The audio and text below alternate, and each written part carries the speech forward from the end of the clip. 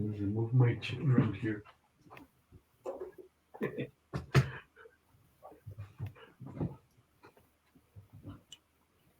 I will mute you.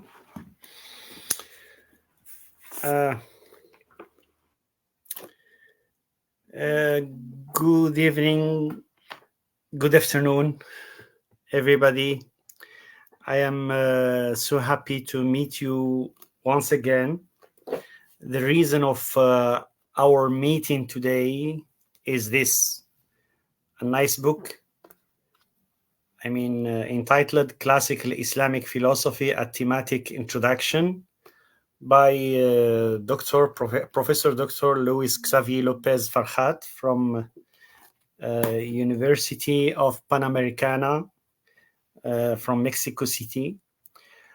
As you may know, there are plenty of introductions or introductory books to philosophy in Muslim context. And we know that this kind of writing in this field, in such field, is not an easy task because of the confusions it may cause, and also the audience. Writing an introductory text is not that easy as it may seem. So while there are many introductory books to philosophy in Muslim context, so why a thematic introduction to classical Islamic philosophy? What would be the added value to this promising field, studying philosophy in Muslim context? To put or to place this volume just published, appeared, I guess, 2022 or something like that. To place this volume in its theoretical context, to highlight its strength and maybe its limits too, we are some Louis friends and colleagues from many places around the world, and I would like to invite, and I am pleased to invite Dr. Giulio Navarra from Foggia University to present this text and to introduce it and to discuss its content and its let's say its different dimensions. So thank you so much, Giulio, for accepting my invitation to prepare a presentation on this volume, this valuable volume. And thank you, Louis, also for accepting this meeting or this event. Thank you. I would like to thank our friends and colleagues, Therese and Druart and Tariq Levant and Josep Puig Montada and who else? I don't want to forget someone. And also Muqdad Arfa from Tunisia. So the floor is yours, Giulio. First of all, good day, good evening, good afternoon to all of you. And I want to sincerely thank Fouad, thank you for organizing this event, and Louise for this wonderful volume and for this occasion to discuss it. I'm also grateful to all our friends, to Alessandra Beccaricio also, who unfortunately will not be with us, but whose work in the field is important, is relevant in medieval philosophy. And my kindest regards to Josep Puig Montada and Anna Druart, Tariq Levant, all our friends around the world. So I'm gonna share I'm going to share this PowerPoint, if I may.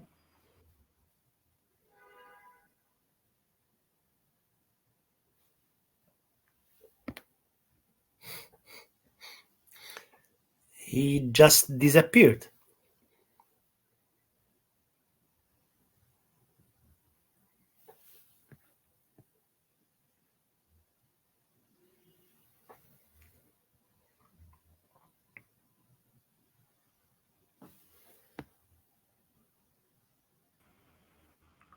Sorry, there was a little problem. No Sorry. problem. Go ahead. Okay, beauty of the director. So from my PC, I've never used this application, but I think Anyway, do you want to share something?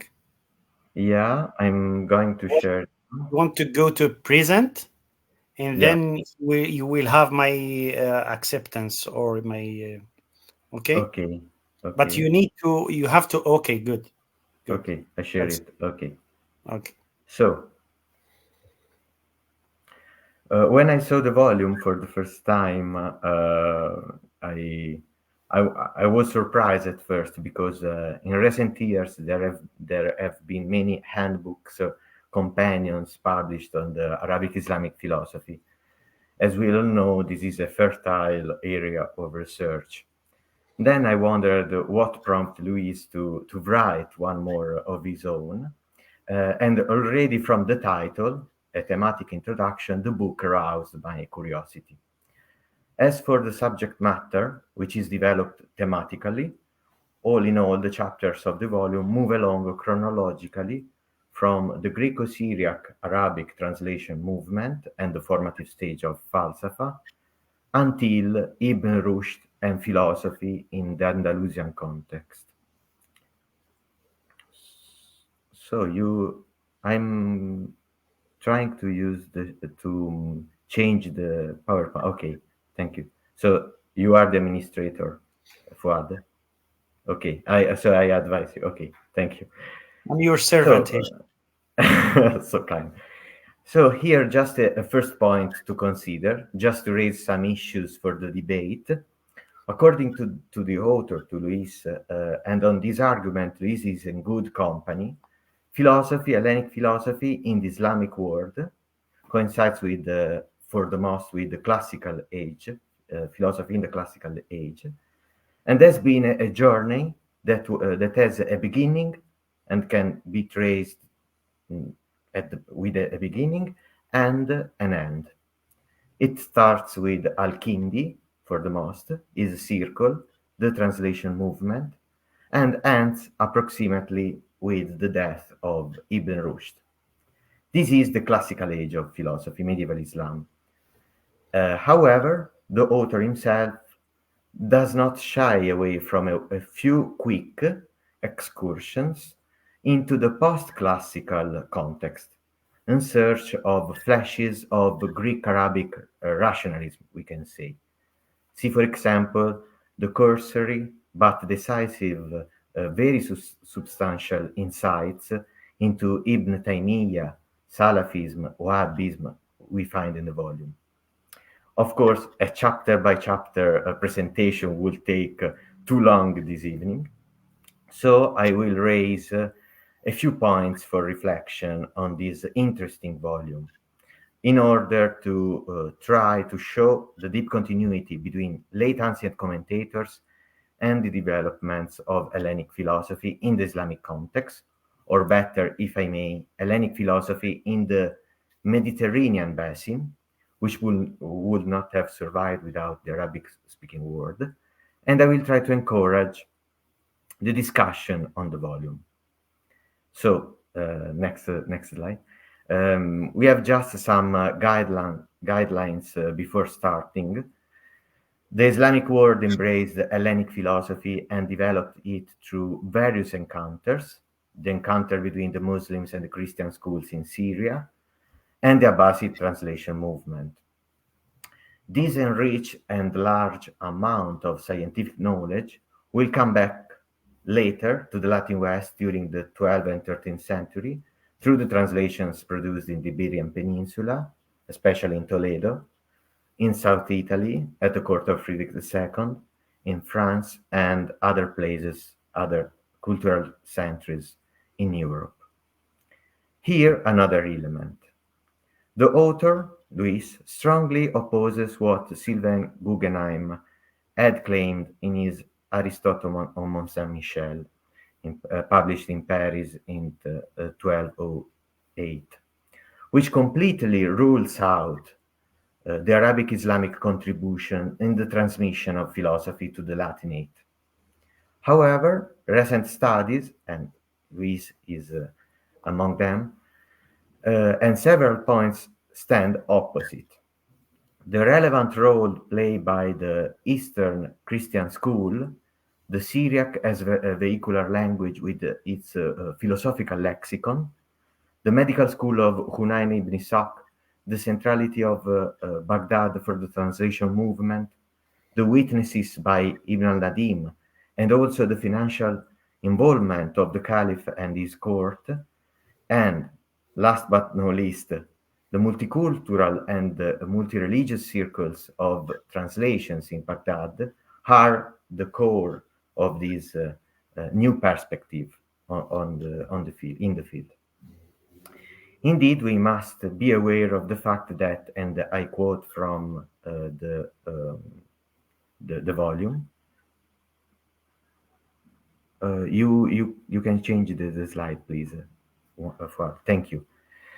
So the process of translation to and from different languages is a cultural phenomenon in constant, and we must be aware of this, in constant development, and in which terms become increasingly redefined and precise. Thus, the Greek Aristotle, the Syriac Aristotle, and the Arabic Aristotle each have their own terminological complexities. The Syriac, the Persian, and Arabic versions of Aristotle are based on the Greek text, but at the same time are new versions in different languages, acquiring a certain conceptual autonomy and distance from the original. Here, another relevant point.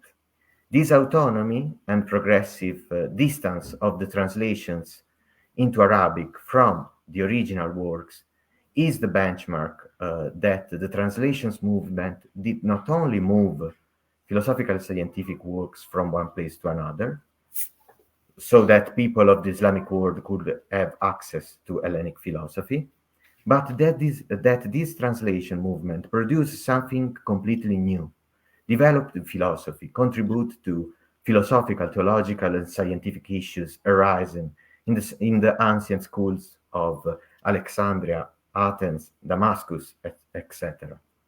Shall we speak about philosophy of Hellenic origins spread in Mediterranean basin and conveyed by Arabic-speaking thinkers? This is to present a wide-ranging perspective. Thus, two cases above all, the medical school of Hunayn ibn Ishaq and my beloved circle of Al-Kindi. As editor-in-chief, Hunayn was truly aware of the different witnesses between Greek and Syriac manuscripts, so that he developed a sort of a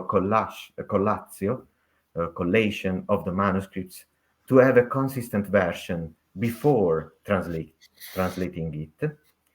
Conversely, Al-Kindi and his circle were part of the caliphal policy, so that this circle did not search for correctness, accuracy of the translations.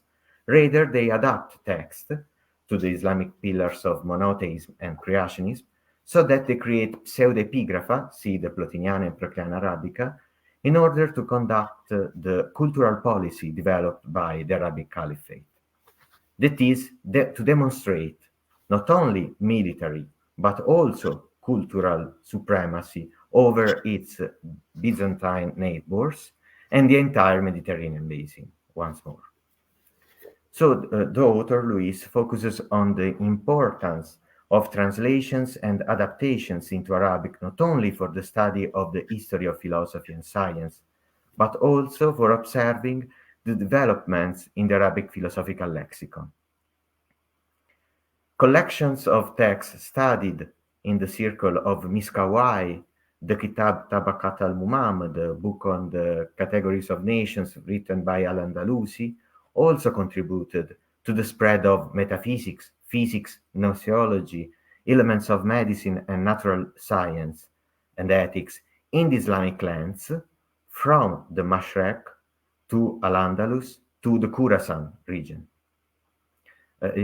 Please change the slide, Fouad. Thank you. At the core of this transmission, sorry, I have a problem. Give me a minute, sorry.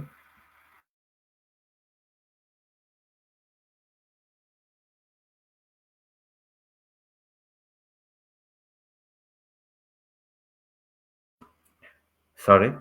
So, at the core of this transmission, as outlined by Luis, is the figure of Aristotle, deeply remodeled in the Platonic terms. Another point of continuity between late antiquity and medieval Islam, this core of transmission, we have jurisprudence and theology, fiqh and kalam, also owe their foundations to the Aristotelian logic and the late ancient philosophical curriculum, to the point that one of the greatest Islamic authors, Al-Ghazali, admits and regulates the role of logic in these two Islamic sciences. The whole chapter 3 of the volume deals with the encounter of revelation and kalam with philosophy.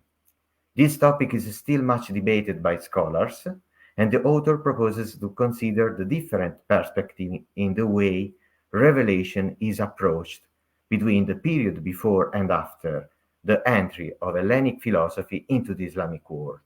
This approach could contribute to examine the reception of falsafa in the theological schools of the time and the continuity between Al-Kindi and the Mutazila. In the theological context, issues such as free will, God's attributes, and the eternity of the Quran were approached through logic and philosophy, thus provoking clashes in debates on orthodoxy and heterodoxy in Islam. Moreover, the author does not refrain from presenting his own thesis in what is not just a manual, but an active and militant research, as in the case of the reflection on Al-Kindi's probable compatibilism on free will.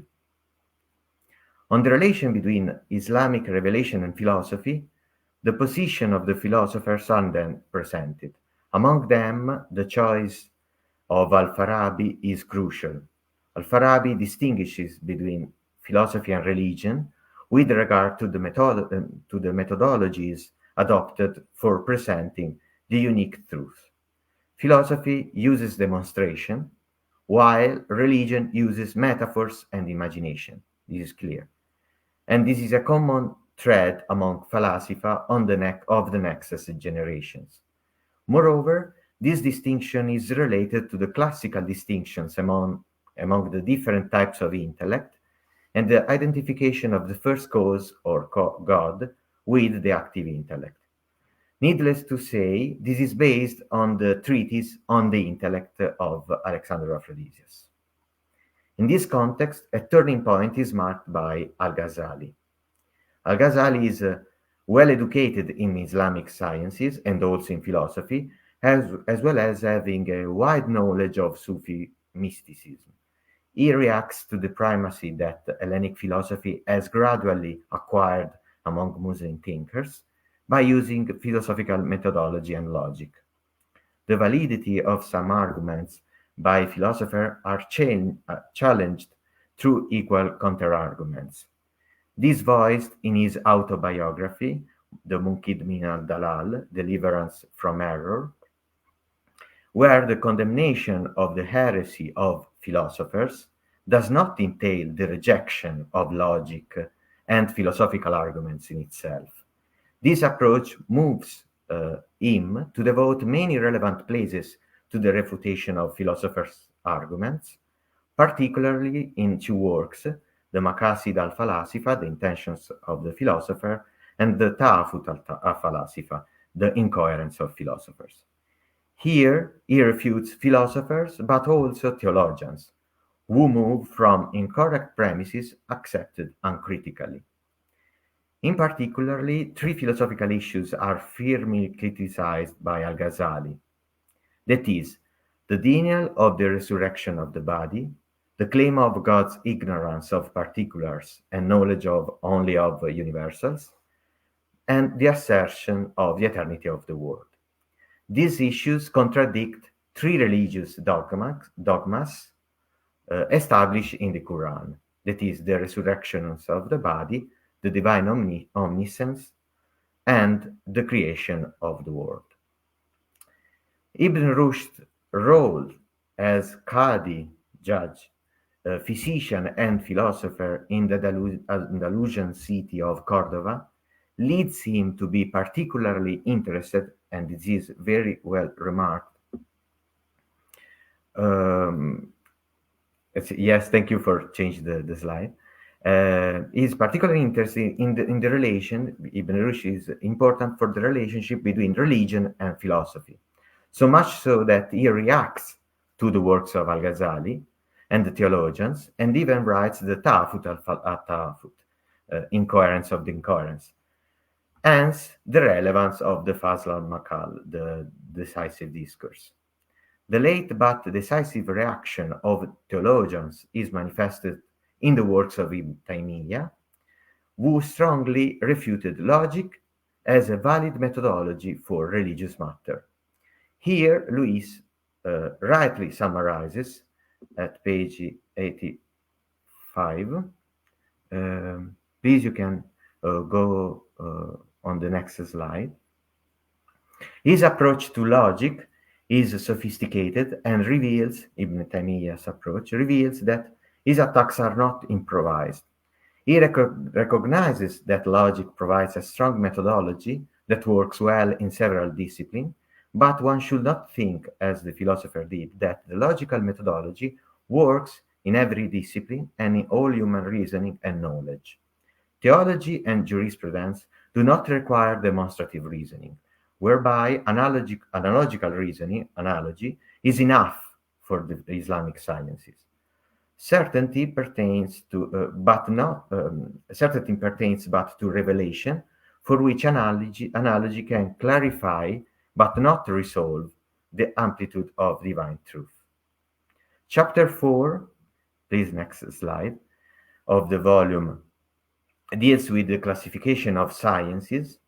Arabic Islamic thinkers are as polymaths and heirs of the late ancient philosophical tradition, considers philosophy in a hierarchy, in a hierarchical way, so hierarchy of sciences, with the theoretical and practical parts, whereby mathematics, physics, and metaphysics belongs to the theoretical part, while ethics and politics belong to the practical one. Added to this distinction is the need for philosophers to also consider purely Islamic sciences, that is, grammar, jurisprudence, and theology. Incidentally, the highest part of metaphysics, Aristotelian and Neoplatonic, is the divine science that considers the first cause among its subject matters, and identifies the first cause with God, thereby understanding the harmony subsisting between the conclusions of ancient philosophy and the revealed truth of Islam. Particular emphasis is given to the strict link between logic and ontology. I quote, "Whereas ontology deals with the natures of things, logic assumes their existence and deals with the meaning of concepts and the propositions through which scientific knowledge is transmitted. For Al-Farabi and Ibn Sina, logic and ontology cannot be dissociated. Conceptualization, tasawwur, and assent, tasdiq, are the fundamental human operations for the building of syllogism.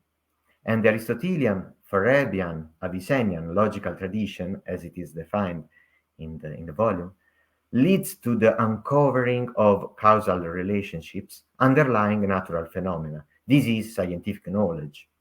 On the other hand, in Aristotle, rhetoric and poetry lack of true value and cannot be defined as properly logical, whereas Falasifa considered the non-apophantic discourse of rhetoric and poetry not to be underrated and avoided in the search for truth, but as alternative tools to persuade the audience of the Quranic validity. The images elicited by poetry and the discourse of rhetoric have the same consistency of analogy and the same validity of demonstrative proofs. The difference is about the audience. This was clearly to Al-Farabi and Ibn Rushd.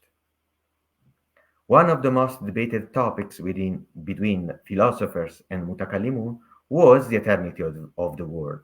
We have already mentioned it before with Al-Ghazali. On this point, Aristotle's physics seem to be particularly at odds with Quranic revelation, and this undermines the foundations of the only truth that philosophers would access with the tools of the philosophical knowledge. This led philosophers to develop arguments that could defend Aristotle and emanationism, so the Arabic Aristotle, the Neoplatonized Aristotle, without renouncing Islam, and theologians vehemently reject these arguments with philosophical counterarguments. As Luis, the author, summarizes, the theologians generally share three basic arguments on God's creation. That is, the creation of matter in time out of nothing, the creation through free choice, and the difference in nature between the creator and creatures. A special mention deserves Al-Kindi, and this is very well outlined in the volume. He is the one who defends the creation of the world out of nothing, using Philoponus, using the term Ibda, intended as instauration of the cosmos out of nothingness, and based on the authority of the Quran. So completely in line with the cultural policy conducted by the Abbasid Caliphate. From a general perspective, Islamic thinkers inherited the late ancient conception of the cosmos and developed it. As such, nature has been considered as either an intrinsic principle that moves bodies in line with Aristotle's physics, and even more so, with the Philoponus Neoplatonism, or as a principle that needs an external causes, it has God. The first position, so nature as intrinsic principle that moves the body, is held by Arabic-speaking philosophers, while the second position is held by theologians with their doctrine of occasionalism, that is, the doctrine of God's constantly interventions as main cause in the earthly events. Without delving into the details of the various explanations of physics put forward by the Falasifa and the peculiar views of Muhammad ibn Zakaria al-Razi and Fakhreddin al-Razi, I would just like to emphasize here the close connection between the doctrine of causality and the reflection on the soul emerging from the rejection of occasionalism and the commentary upon Aristotle's De Anima developed by philosophers. This clearly introduces the presentation of how metaphysics arises from the reflection of natural causality and the different approaches by philosophers. The author introduces it as follows, and I quote, maybe the slide before, sorry, maybe the other one before, again, before and before. Okay, yes, here. The more Neoplatonic Islamic thinkers, like Ibn Sina, considered God to be an efficient and final cause. In that understanding, God's agency in the world should be the subject of metaphysical science, By contrast, Ibn Rushd thought the philosophical approach to efficient and final causes was part of physics and even a preamble to metaphysics. In other words, Ibn Sina's understanding of the natural world assumes his emanative model and a metaphysical conception of the first cause. For Ibn Rushd, however, philosophical research on the natural world leads to the necessity of a first mover. Proceeding from the physical explanation of motion, Averroes, Ibn Rushd's natural philosophy infers the need for a first cause, or unmoved mover. This unmoved mover, however, is studied in metaphysics. For Ibn Sina, the physical explanation of an unmoved mover is an indication of God's existence, but it is not a proof of his existence. Thus, the physical explanation cannot be used on a metaphysical level. As the author clearly states, this different approach to metaphysics between Ibn Sina and Ibn Rushd is not only due to the privileged sources, whether Aristotelian or Neoplatonic, but also evokes the two divergent focuses of their thought. A history of metaphysics in the Islamic lens inevitably has to contemplate the development of this discipline, from the reflection on the first cause and the doctrine of causality, which is natural theology, to the study of the substances which comprehends the first cause, that is, ontotheology. This history, as the author extensively illustrates, should be delineated for Al-Kindi's Falsafa Lula, passing through Al-Farabi, Maqada Filagrad al-Hakim fi Kitab Mawad al-Tabiyya, the treatise of the aims of Aristotle's metaphysics, to Ibn Rushd al-Ilayat of the Shifa, and Ibn Sina's al-Ilayat, of course, and Ibn Rushd's long commentary on Aristotle's metaphysics. It is here that Arabic Islamic philosophy of the classical age reveals all its speculative richness. I quote another passage in the next slide. Once physics has proven the existence of the unmoved mover, which Aristotle and Ibn Rushd do in Physics 8, then metaphysics is able to deal with the principles of the separate substance. Thus, for Ibn Rushd, metaphysics studies God as the eternal substance and ultimate cause of everything.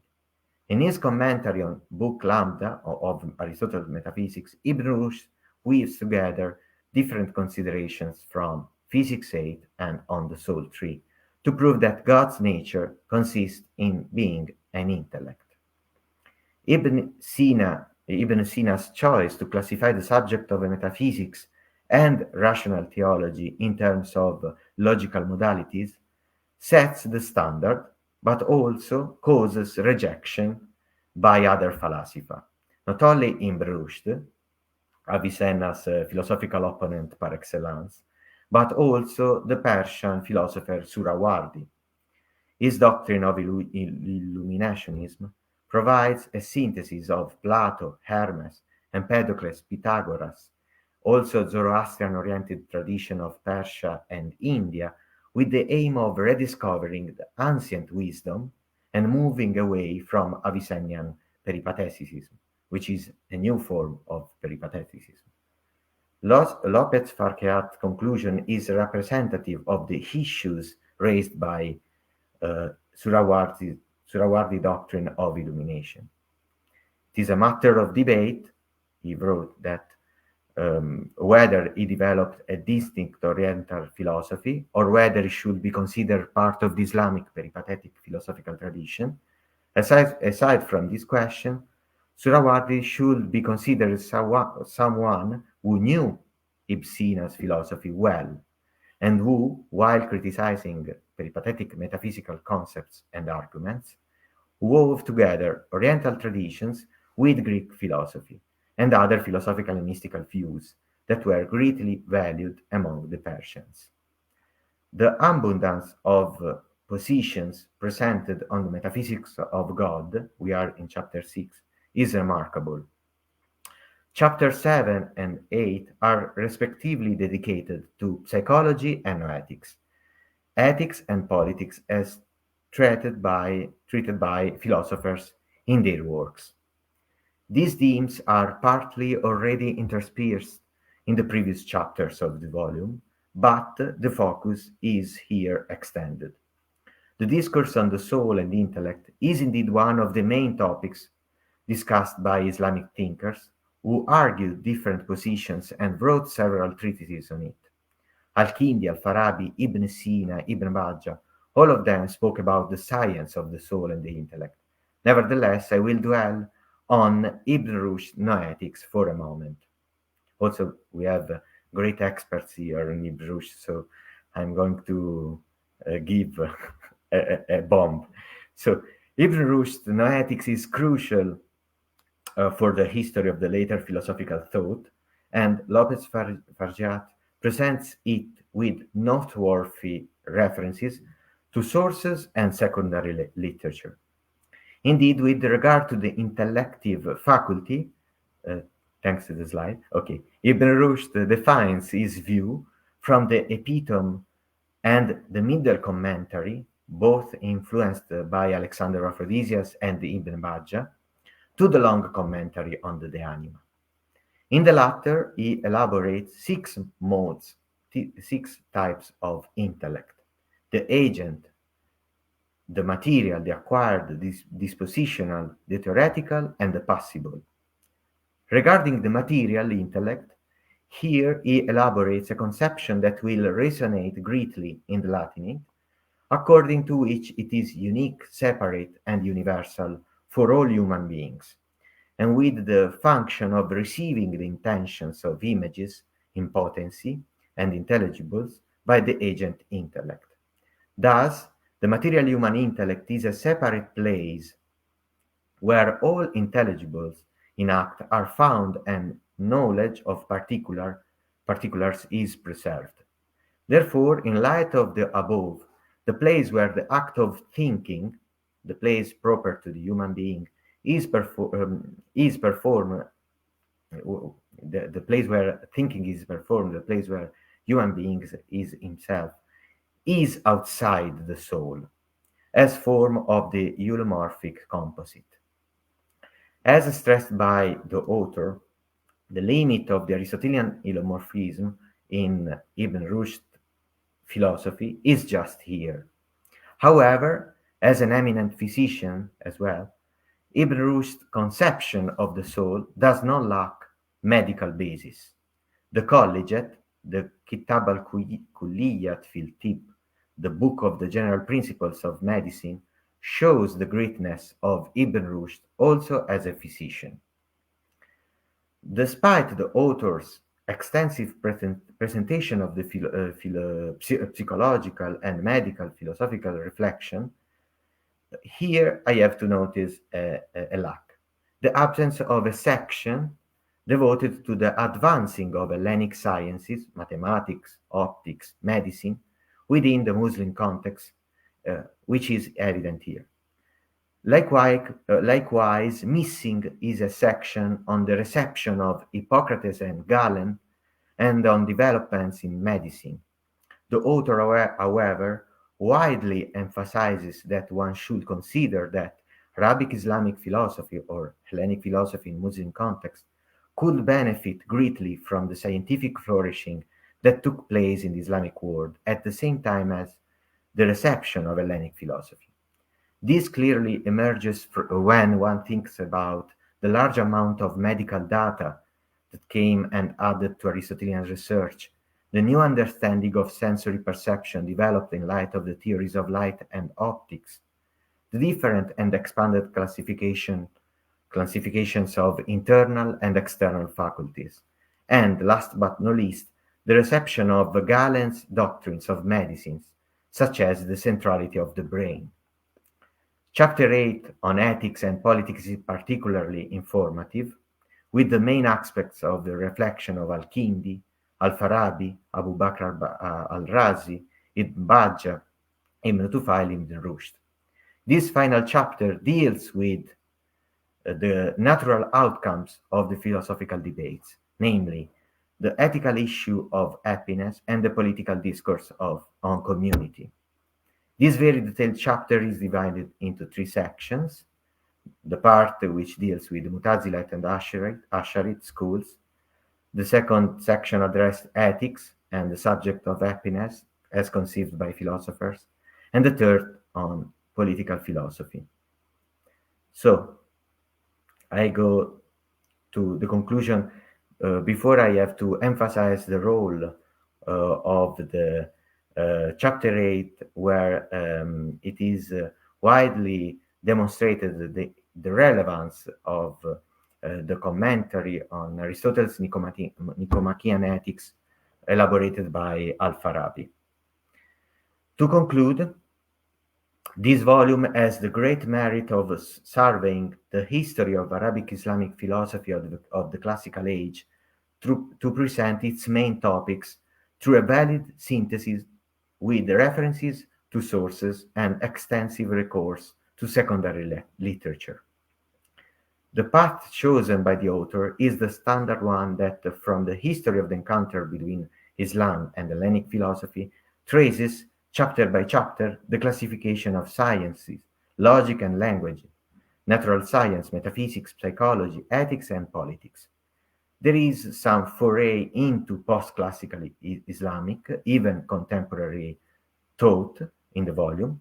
What would be nice to see in a future edition, I hope, or enlargement of the work, in light of the great relevance it has, is an anthology, for example, of texts by Arabic Islamic philosophers, which would have enhanced the work, as well as a section, as I said, on Galen and Hippocrates. However, it must be clear here that much is owed to this volume that opens up knowledge not only to the classical specialist audience, but also to the general public. So thank you very much for your attention. Thank you so much, Giulio, for this in-depth presentation. You went, your survey was just detailed, interesting, and it's I expected. I will be happy. I'm happy to open the door to our colleagues and friends to comment. I don't know whether maybe it's a good thing to listen first to. Sorry, I have to remove from the stage, and then I will be happy. Maybe it's a good thing to listen to a reaction by Luis if you want, or we can just please. Thank you very much. Well, first of all, thank you, Fouad, for organizing this presentation. Thanks to Giulio, Terry, Josep, Therese, and Alessandra, who wasn't able to attend. But thank you very much for being here, and thank you very much, Giulio, for the careful reading of the book. So it's wonderful to hear the reactions. So first of all, I want to say something regarding what Fouad and Giulio were asking for.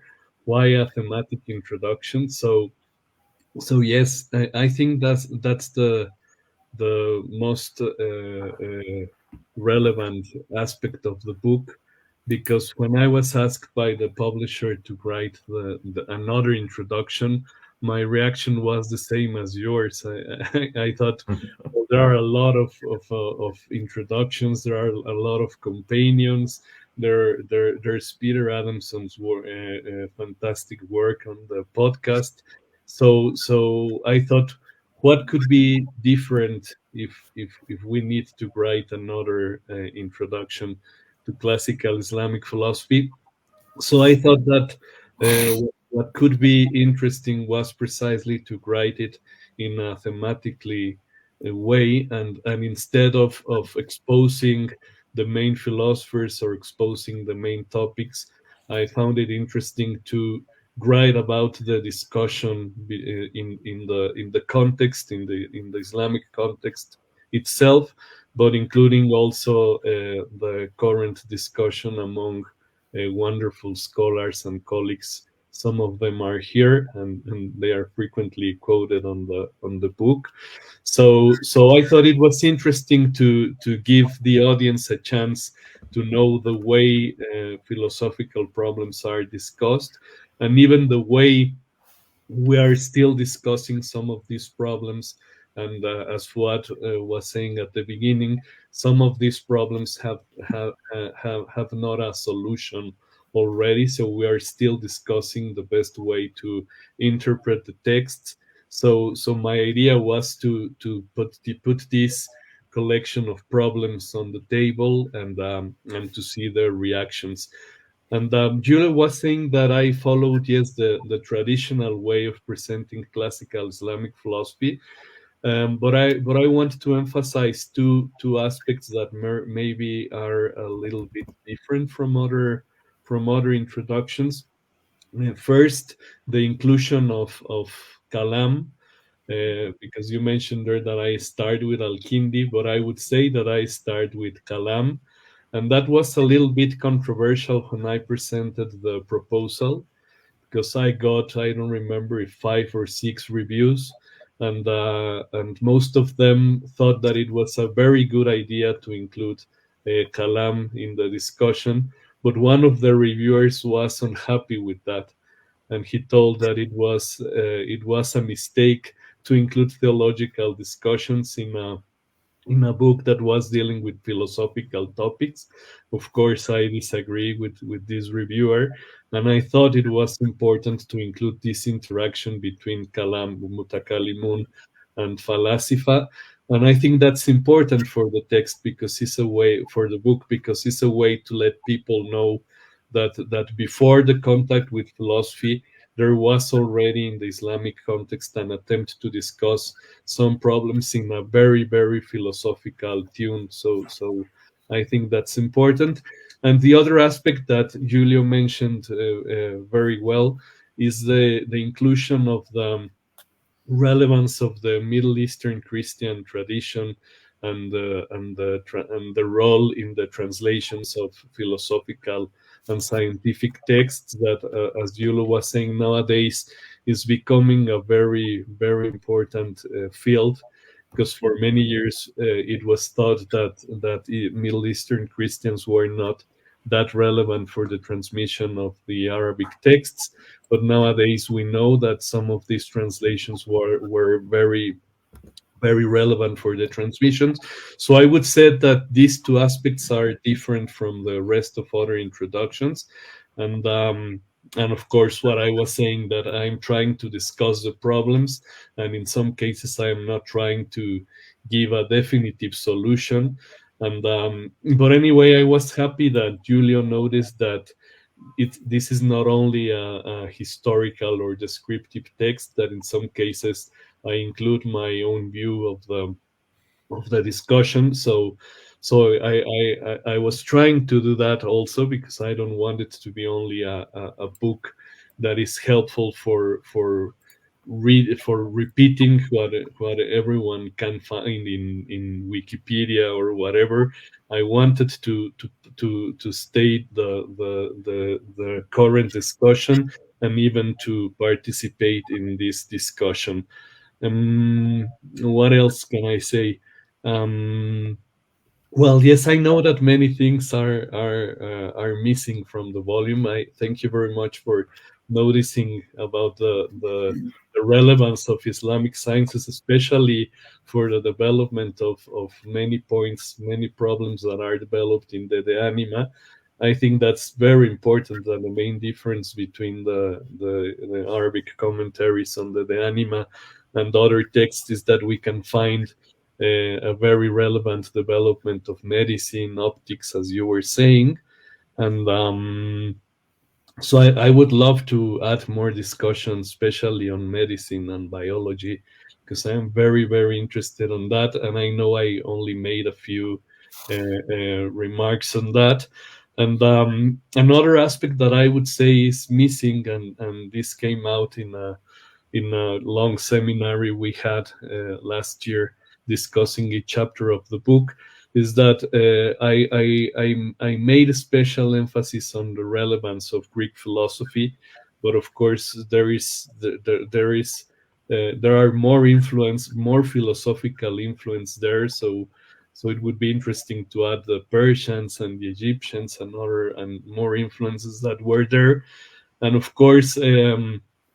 Sufism is missing in the book, so that would have been very interesting also. But at some point, I needed to stop. But in the first proposal, there was a chapter on the Islamic mysticism, and it was another chapter on aesthetics, art and aesthetics. But I couldn't make it because I didn't have time to include these two chapters.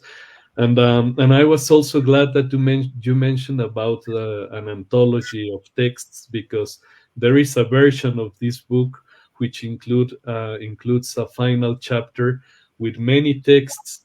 In the original version, along the book, I mentioned, well, this is the C text number 1, C text number 15, and the original idea was to include an anthology of sources, but the publisher thought the book was too long, so they asked me to remove this section. But of course, I have a version, the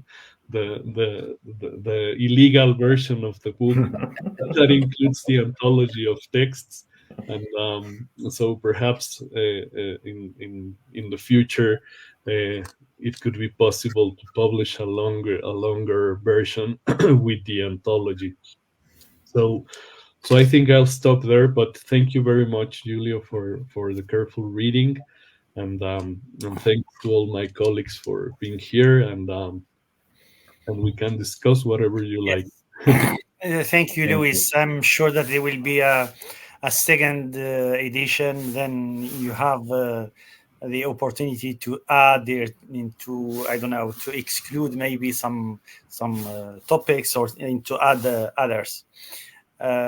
So any question, comment, discussion, please feel free. We have here with us Muqdad, but I will I will add you, but I need to remove someone else. So let's listen to him, and then first, and then I will come back to you. Okay, 6 members is free. I mean, beyond 6, we need to pay, and Philosmos has no money. That's it. So go ahead, Thierry, Joseph, Therese. Can you hear me?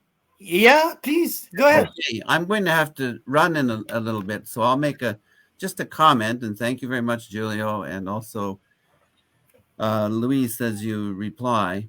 And I think just responding to what you said, Giulio, I think the inclusion of references to Galen is useful. I'm just always aware that there was also this criticism of Galen by Al-Farabi, by Averroes, and most obviously now with the publication of Maimonides' medical aphorisms by Garrett Boss, there is a huge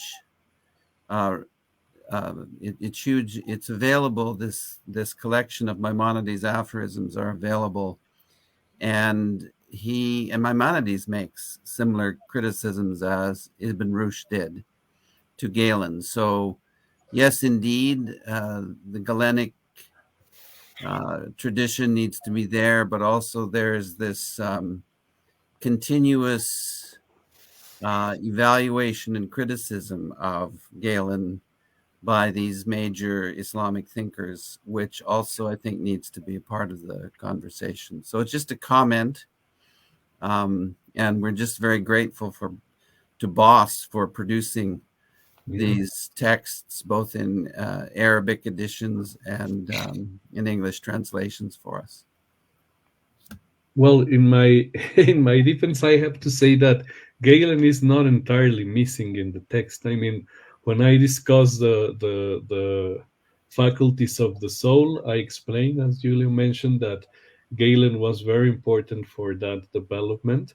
And there is a part, one of my favorite parts, where I discuss reproduction, and I mentioned there that there is a reaction from Avicenna and Averroes' sites regarding what Galen thought about the participation of female semen, the participation of menstrual blood. So there are some places where I include Galen in the discussion, but of course I agree that nowadays what Terry was saying, the boss editions are very important, and we can find more important contributions, and especially, as you were saying, the critical reaction to some of Galen's views.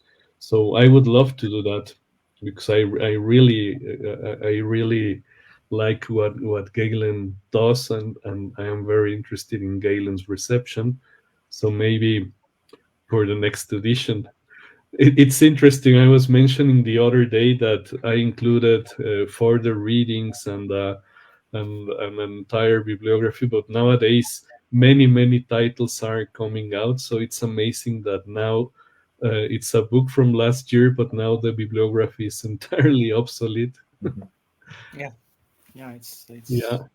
Okay, and I'll sign off. Thank you very much. Good to see all of you. Very And I'll Thank you, Terry. Thank you. good to see you Thank too. you. go back to See you. other things. And then, oh, hello. Oh, hi. Hi. Thank you. So, any further question, Therese, Joseph? I have some reflection. Okay, good. We need reflections. I think Louis' approach made it very clear to me, something I wasn't as aware before looking at his book, how lively intellectual life was in the Islamic world. And I think his approach by theme and showing how the different positions interact, how people reply to each other, criticize each other, gives a much more lively, so to speak, approach to all the discussion. Because sometimes emphasizing the Greek source or whatever, you don't feel that they were really discussing and trying to find what is the true position. Yeah. And it makes their interrelationship much more fascinating Vivid. than I realized. Mhm. So that may have been my ignorance before, but I think it's one of probably the major contribution of this point of view on the text. Now, everybody is suggesting things that should have been done, could be added. Be careful with that, because it can become totally unmanageable. So I think sometimes it may be better to publish, so to speak, complement to your book. And for instance, one of the most useful complement, at least in my opinion, is to have something about the incredible influence of Galen on all its aspects. We still don't know that much about it. Some of the texts they have in Arabic or they allude to, we don't have them in Greek. I think that's a field of research, because he is understood not simply for medicine, but for other things. And in fact, it's how Galen himself was seeing himself. He's both a philosopher and a physician, and he wants the two to be linked. So I think it may help also to recover something of Galen as a philosopher, because he was put down a bit, at least as far as we know, in the Hellenistic world. He is a very good physician, but not a good philosopher, to put it very bluntly. So I think that's one thing. Also about the anthology, to avoid that you would have an enormous book, because if the book becomes too big, it discourages particularly students reading. To publish your translation and so on is a complement to the book, so that people could buy it as another volume and use it, to avoid that it becomes like that, and then it frightens young students, and it's not very helpful. Yeah. Do I make sense? Oh, yes, of course, definitely. Well, the problem there is that not all the translations were by my own. Many of them were others were already translations that already existed, and so that was another problem for the publisher, because maybe it would have been difficult to ask for the rights of some translations and everything. But yeah, definitely that's a good idea. And yeah, thank you very much, Therese. Yes, that's what I wanted to see, to reflect that philosophers were discussing problems, that there was an intellectual life in the Islamic world, and so that's what I wanted to project there, and not only the exposition of problems. And I think also there was a lot of interaction between people who were more focused on a specific science, the people doing kalam, and the philosophers. They were not three different groups. They were interacting a lot. Yeah. And therefore that raised new philosophical issue, or require to rethink some of the position of, say, Aristotle. Right. So, and I am glad that Giulio mentioned, following what you were saying, the relevance of the translators, because there was not only the interaction between philosophers and scientists. I wanted to emphasize in the book that the translation movement and the work done by the translators was also very, very important. And in some cases, I think they were already philosophers in some sense. Oh, I mean, yes. they were not doing original philosophy as Al-Kindi did, but to understand this kind of the texts they were translating, definitely you needed to understand philosophy in a very, very robust way. It wasn't easy to deal with those Greek texts and Syriac texts.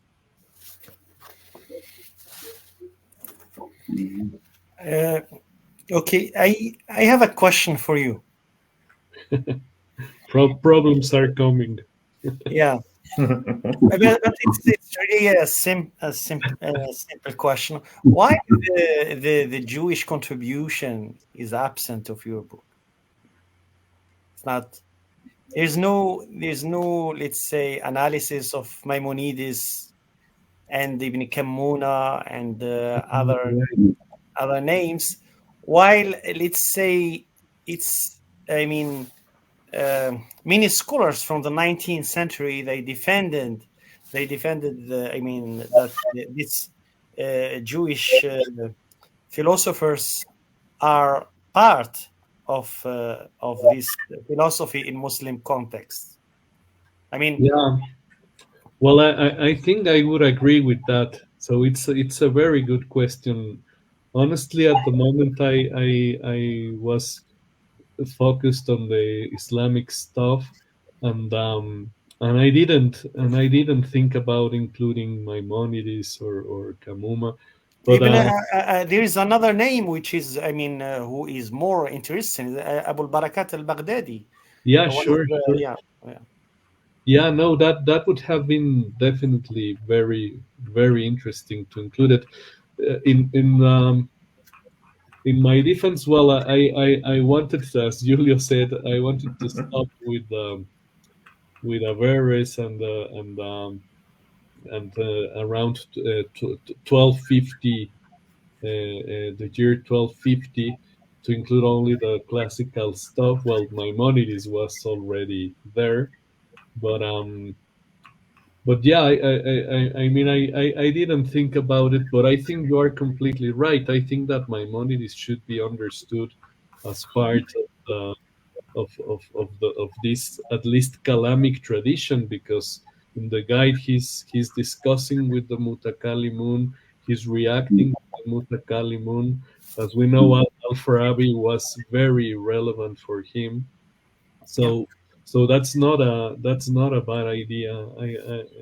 I would need to think about it, but as Therese was saying, maybe not for a future edition, but maybe something that could be part of a new volume. I mean, the relation between the Jewish philosophers and the Mutakalimun and especially Al Farabi and Ibn Rushd. Okay, Joseph, do you have any question? Well, a question, because when I read the first draft, and I don't know, I didn't get any hard copy, so I don't know. You had a section called selected passages. Is this included in the? No, that was the anthology, Josep. I am sorry about that. So I will give you a volume, because the publisher was supposed to take one. So but yes, I know that you read the. So because I had the chance to read it before it was printed, and then also we had a seminar online about the book, and so we have made, I mean, also already comments on the issue. Of course, there is a problem of size. I mean, this is, if you want to offer a book to a wide readership, I mean, you cannot put on the table a volume of 500 pages. I mean, it's, I don't know, your book eventually was 300 maybe? Yeah, more or less, but no, 350. Yeah. 350. 353, yeah. Yes, I don't think you can make it larger. I mean, the publisher will not accept it, and so this compels you to make selections. I mean, to make a lot of choices, and yes, I mean, about you, Fouad suggested the Jewish philosophers who were writing in Arabic, no? Yeah. This is the case of Maimonides. And Al-Baghdadi too. But in Gavirol, for us, I mean, for Andalusian philosophers, it's important how was possible that we had this. The first philosopher was a Jewish philosopher writing in Arabic and writing poetry in Hebrew. I mean, this is very clear. No? And there is now a colleague in Granada, Belver, who is exactly searching for the beginnings of philosophy in Al-Andalus, because we cannot just say, well, okay, let's start with Imbacha. I mean, it's especially in Gavirol is very important in this sense. But I understand you very well, because if you are compelled to offer something in 300 pages, because otherwise you have these huge collections where each chapter or each author has different volume. With this project in Switzerland, I think that's the new no. So, but this is a different readership. I mean, this is the books there are for libraries, and probably, I mean, they should be only online in electronic size, because they are books not to be read and to have at home, but to consult, no? The books for consultation. So in this sense, I mean, it's a great achievement because you could bring into these pages, I mean, the subjects and the authors, I mean, the topics, I mean, the subjects, the topics, and the authors dealing with the subjects. I mean, otherwise, I mean, we cannot say, well, Islamic philosophy about the soul says 1, 2, 3, 4. No, because we have these different authors. No, this is so now I have this volume, and probably you know it. No, it is the Ogden's. No, Oh yeah. I got it for a review, and yes, this is all just on one aspect of intellect in Averroes. I mean, of course, the relationship to Aquinas is very important, but this is or the subject you in the book you talk about the politics and Averroes on politics. I mean, that's what we have is this the only one text in Hebrew. No, I mean, retro. How to say in English? Nobody's here in English. Native retro version from Hebrew into Averroes Arabic by Ahmad Shahlan. And so you mentioned the views. You have to make a choice. This is always the problem. And I'm afraid there are colleagues that if you are not exhaustive, they will say this is not a scholarly. I mean, I think it's what precisely said Averroes about the qualities of the first ruler. No, I mean, to distinguish between the accidental and the substantial. No? Yes, and this. So I am glad that the book came out, and I don't know how many copies they have sold. I mean, but especially if there is a PDF, I mean, people can buy it as PDF. This makes it much easier. I mean, you know, I mean, here we have people from Morocco, from Tunisia, from Italy and Spain. I mean, it's not easy to buy books. I mean, they are really expensive. And libraries, I don't know, university libraries, and you have to insist, please buy the book, no, in this situation. So if the book you can buy the book for a fraction if paying by PDF. This would make the book more accessible. I hope so. Okay. Okay. Thank you, Joseph. Yes. Thank you. Do you have any reaction concerning this, Luis? Yes, no, thank you. Only two things. Yes, the version you said mentioned in the first manuscript, that section selected passages were the anthology.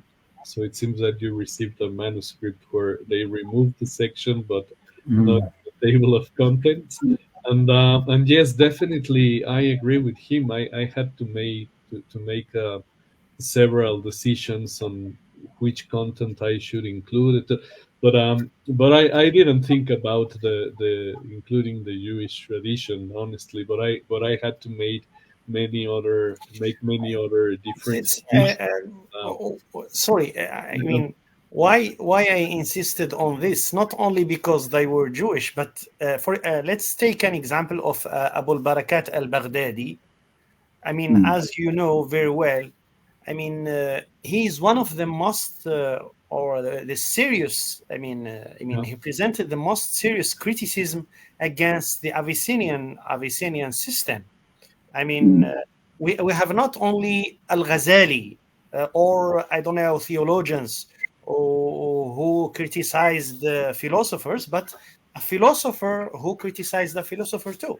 That's why, I mean, from a philosophical point of view, is highly interesting to include some Jewish names. But that's it. Otherwise, I agree. Yeah. I included Surawardi as criticizing Avicenna, but but yeah, I think it's a very interesting point. Thank Yeah, you. thank you. Just for Yeah. eh? Yeah. Your colleague. Any other? Go ahead, Luis. No, It's okay. Mouqdad, do you have any? Tu as une question? Tu peux parler en français. It's open. En arabe. It's open. بالعربي تفضل. Merci, merci. Bonsoir à tout le monde. Bonjour, bonsoir. à tout le monde. And Therese will Merci. translate. Merci. I think they all will understand. Yeah. Okay. Félicitations pour ce livre. Merci. Vraiment, ça va être utile. Et merci pour cette occasion. Mais on ne peut pas tout demander pour 300. Bien sûr. Bien sûr. Malheureusement, pas. Bon, il fallait faire des choix. Maintenant, c'est vrai, c'est un livre qui va donner de l'appétit. C'est ça. Ça Oui. va donner de l'appétit pour après. Oui. Pour le calem ou la mystique, ça va demander, disons, d'autres approches, d'autres compétences, d'autres... aussi compliqué, sinon plus, aussi compliqué que pour les falasifa, hein, d'appellation historique, disons, falasifa. Mais on pourrait penser à faire autre, en plus, si Bruges disait in ansa Allah fil umur, on pourrait penser à consacrer aussi un autre livre à cela, aux grands théologiens. Et pas seulement ça, aussi, ça donne l'appétit pour voir après la continuation, surtout le 13e, 14e siècle, et la continuation, la renaissance de la philosophie, de la logique, pour après, très importante quand même, Oui. avec ceux qui sont ou dans la tradition abyssinienne, ou tout l'abyssénisme tardif, ou après, ça donne l'appétit. Merci beaucoup. Merci. Merci. Merci. Do you have any reaction, Luis? Yeah, but help me to understand because I didn't hear very well. So anyway, go ahead, Therese, or I can do Okay, it. I can do it. He was saying that the great merit of your book was to open the appetite for more.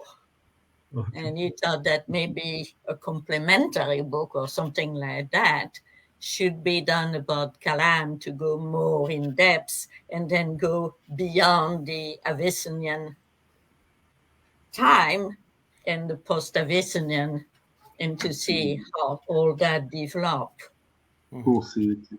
Yes, thank you. No, of course that's something very, very, very interesting for me to see also the influence of Avicenna in later Mutakalimun and in different thinkers, and even I mentioned that I didn't include the chapter on Sufism, but there is also a very interesting influence by Avicenna in this kind of thinkers. I mean, well, in Surawardi itself, but also in Ibn Arabi. So yes, that's something I would like. Well, I've already started to work a little bit on that. I just published a paper on that, but I think definitely that would have been very, very interesting. But yeah, I think that it deserves a new volume. But thank you very much. Thank you. Thank you very much.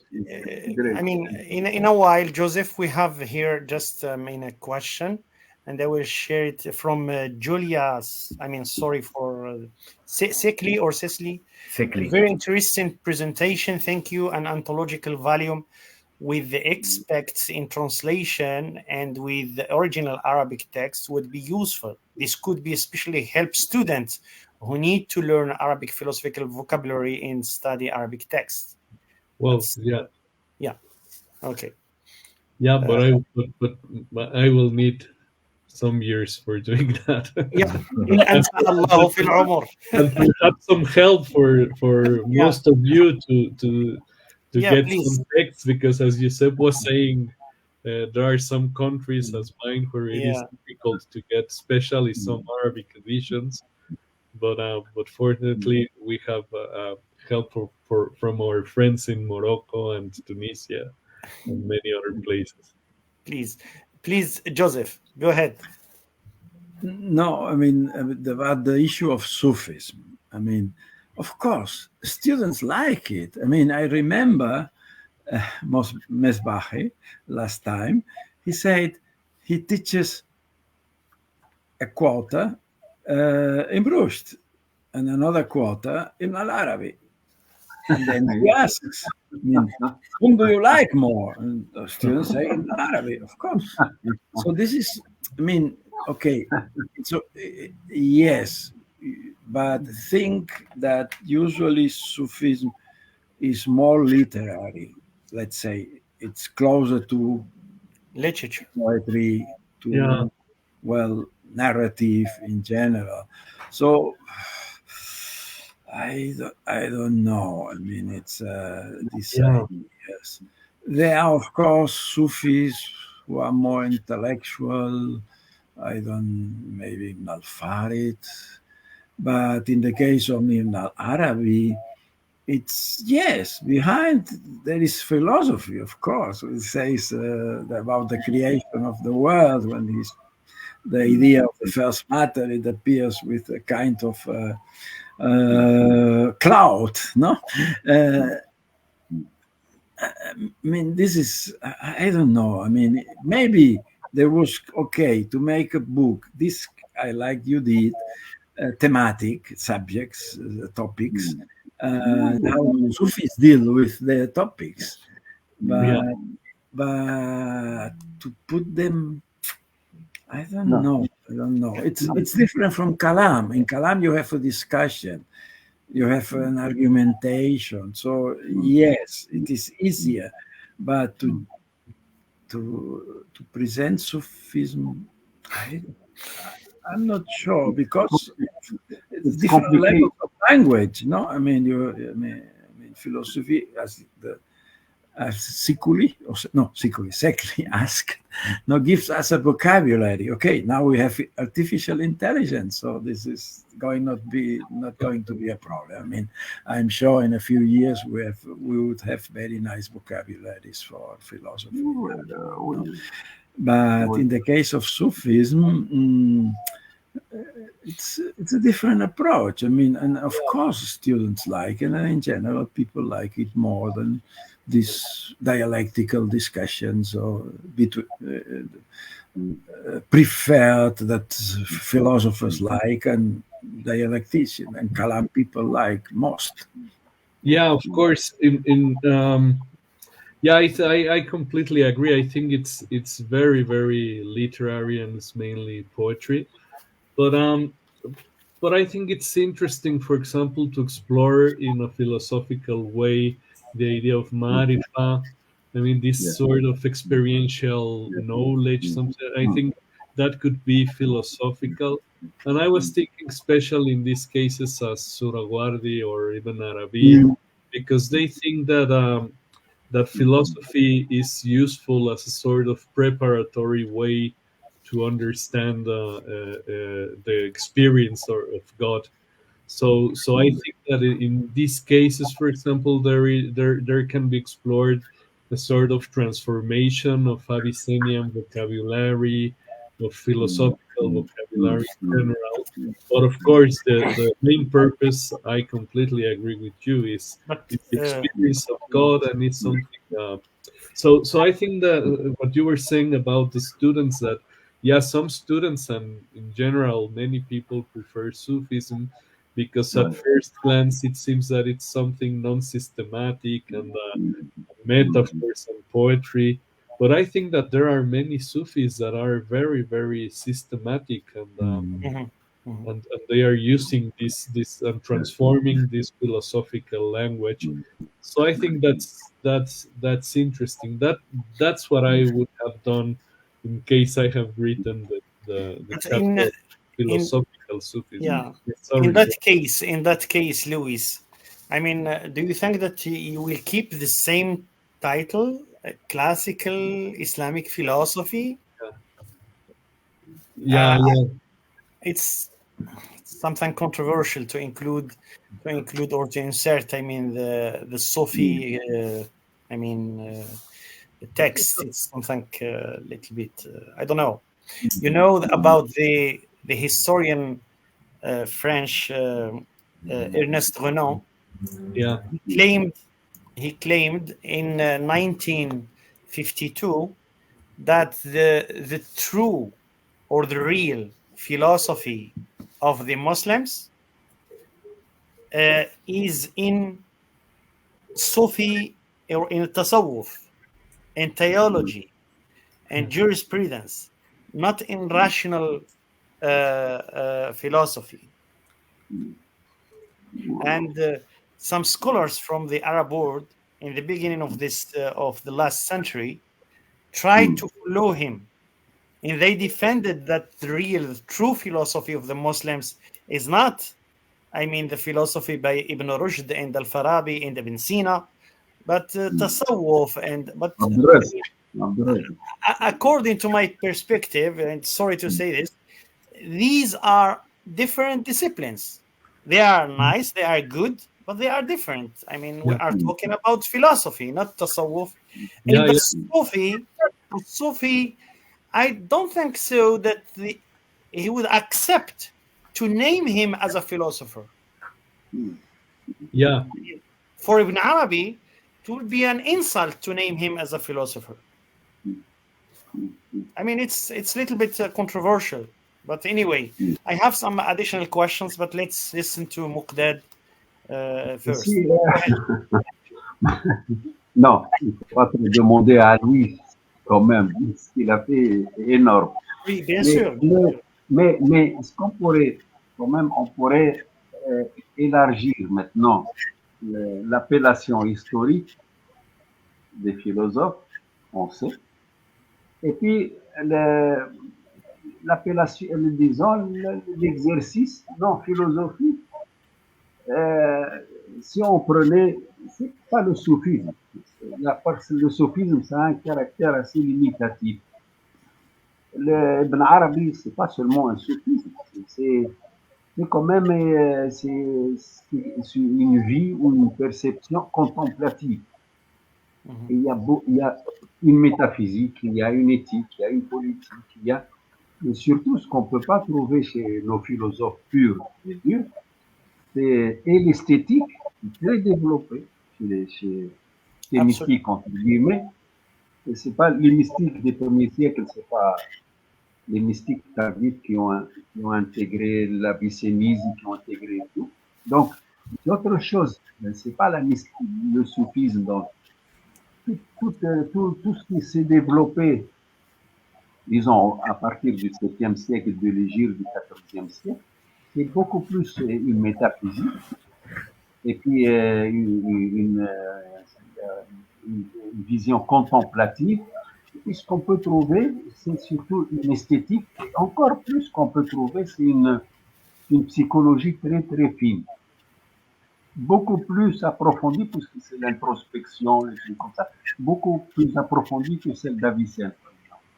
C'est très développé parce que c'est un examen minutieux de l'intériorité. Et ça, on ne peut pas trouver chez Farabi, chez tout. Une connaissance de l'âme humaine, des ressorts, des motivations réelles, c'est ça. Donc, on peut quand même élargir, conserver l'appellation historique, bien sûr, sa rigueur, sa méthodologie, etc. Mais les thèmes peuvent être transversaux. La politique, la noétique, la logique même, l'éthique, l'esthétique, tout ça. Pour trouver une esthétique assez développée, il faut aller chercher ça, chez Ibn Fard ou Ibn Arabi ou un truc comme ça. Et c'est tout. Mais non, oui, c'est vrai. Pour élargir un peu. Yeah, Therese, are you able to just at least summarize his questions in English? Yes, and you correct me if I am not complete. No problem. So that what Muqdad was saying is that Sufism in a narrow sense would not be very useful for your purpose, but that there are aspects that the Sufi has developed much later that are not much developed in falsafa that preceded that. And his two main points were aesthetics, Yeah. and then that the psychology of the interior life is much more developed among those peoples than it is in Ibn Sina. So I think that those aspects are useful for philosophy and should be emphasized. Yeah. Yeah, I agree. I mean, I am interested in the idea of Marifa and even doubt. The idea of doubt, I think it could be also understood from a philosophical point of view and related to aesthetics. But at the same time, I think I agree with what Fuad was saying, that I think there are different methodologies here. So yes, I think that it's important to make a distinction between falsafa, kalam, Sufism, even fiqh. So I think that all of them are part of the Islamic intellectual life, but they're using very different methodologies. But at the same time, I think that we can think philosophically on the consequences of deciding in each of these disciplines. I mean, if the Sufi decided to go through the Marifa and the Tao, that could be think philosophically, and it's interesting to point out the differences between Falsafa and Sufism and what they are trying to do in each case. So I think it's the idea of divine experience in Sufism is very interesting. But of course, I also agree with Josep that it would have been difficult to include it in the book because the book has this structure where I am discussing a very well topics, a group of topics in common in most of the thinkers, and of course, Sufism would have break out the coherence of the discussion. Yeah. I don't know. May I ask you to allow me to ask two questions? I mean, it has to do with some details in your text. I enjoyed reading it. You discussed, as Giulio mentioned this already, you discussed the famous claim by Guggenheim, Sylvain Guggenheim, Aristote au Mont Saint-Michel.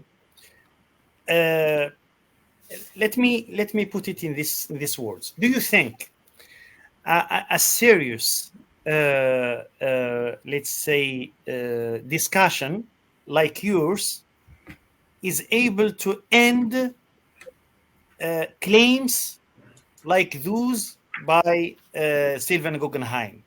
You know very well that the text by Sylvain Guggenheim is not a first.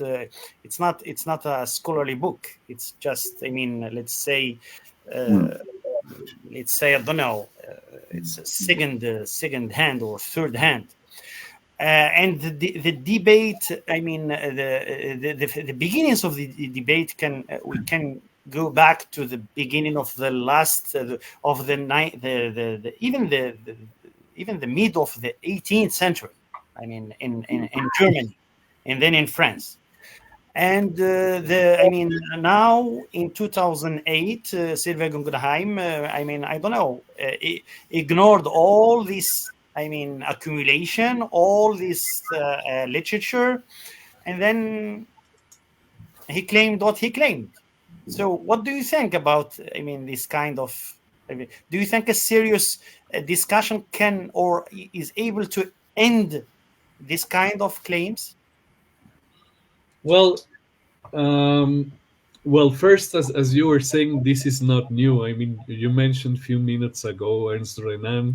Yeah. Renan already had this kind of idea that there was not an intellectual life in Islamic context. So I think that Guggenheim came back to this kind of ideas for political purposes. But anyway, I know I think it's not a very good book, but I think it was important for the French debate, and it has an impact among students. Josep was saying a few minutes ago that we need to think about the audience of this book, and for me it was important that this book was also available for students, and among students these kind of ideas are still there. I mean, Guggenheim's ideas are still there because it's a very political approach.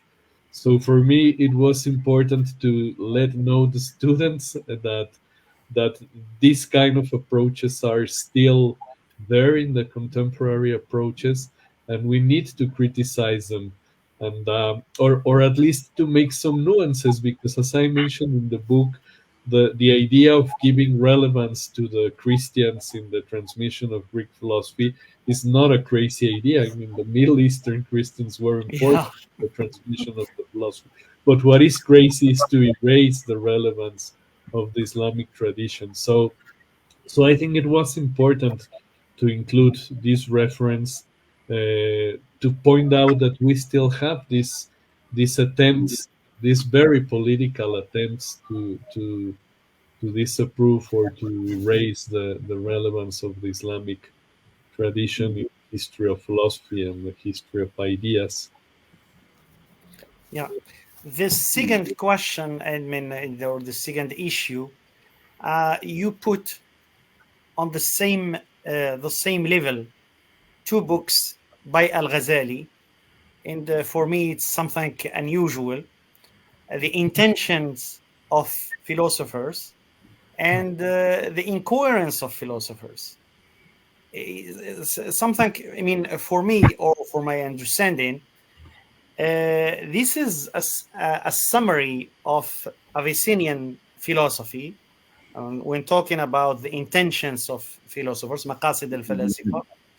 And Al-Ghazali was just presenting the let's say the philosophical claims or something like that. But unlike what he did in his text, I mean, تهافت الفلاسفة, and I don't know why. I'm talking about page 76 and 77.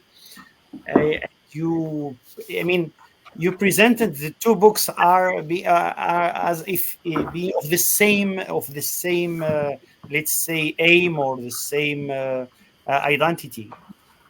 Yes, I agree with you on the introduction by Al-Ghazali. I mean, the introduction of Maqasid al-Falasifa, but not about the content. As you know very well, I mean, when the text, when the Latin translated this text into Latin, and they translated without this introduction, without this muqaddimah. So the text is, the text is considered for many, for a long time as being an appendix of the Abyssinian philosophy, not against philosophy. I don't know whether I expressed my idea clearly, but anyway. No, yes, of course. Well, two things. I think that you're right, but anyway, I think that in the intentions there are some parts where he is explaining Avicenna, but you can detect that he's explaining Avicenna in a very critical way, perhaps not with the same purpose as we find in the Tahafut, but that's why I mentioned later that perhaps the way he approaches Avicenna in the intentions is more similar to the deliverance from error than to the Tahafut, and because in the deliverance, as you say, he's explaining his encounter with with philosophy, and the way he studied philosophy for a year, and the way he reacted against these philosophical issues, problematic issues in Avicenna. But of course, I see that there is a very different approach in the Tahafut. There's a very, very clear and strong position against Avicenna. Yeah. And it seems that in the intentions, he's still exploring and trying to understand what is going on there. I think that we can already find the critical approach. I don't know. What do you think? I have my own understanding of this. Let's say Al-Ghazali, when he wrote Maqasid al-Falasifa, he hadn't in mind to criticize Avicenna. He was like the other Abyssinian theologians, summarizing some texts by Ibn Sina. Then, when he changed his mind, or I don't know, he got his position on the madrasa, the Nidamiya madrasa, and he just added a critical introduction to this text. This is the reason why we have some maqasid without an introduction. Okay. And the maqasid without an introduction is purely a philosophical text. Mhm. To not say, a plagiarism. Some scholars claim that the text is the Arabic version of Danishnama Ala'i by Ibn Sina. Okay. Yeah, that's the idea. But anyway, this is something just to share with you. And again and again, I enjoyed reading your text, and This is very helpful. Yeah. I recommend it to my student, and not only to my student, all people, I don't know, students of philosophy around the world. Please read this text. Thank you, Fouad. My pleasure. My pleasure. I don't know. Oh, go ahead, Giulio. I would like to give two quick remarks. The first is that, yes, of course, there is this distinction between the first Ghazali and the second Ghazali, how to say, because he develops the idea to reject Avicenna. He has not this idea at the beginning of his studies. But just to highlight the thing that when he wrote the Maqasid,